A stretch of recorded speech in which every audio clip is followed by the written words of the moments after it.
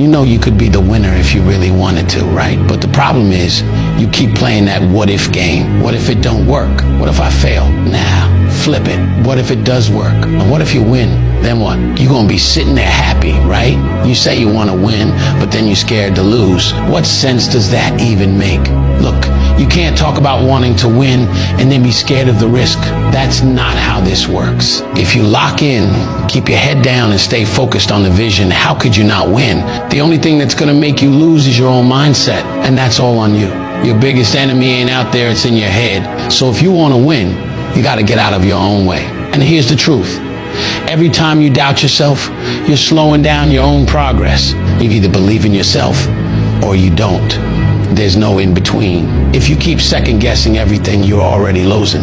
But when you stop playing scared and start moving like you're built for this, you'll see everything change. So stop thinking about what could go wrong and start focusing on what's gonna go right.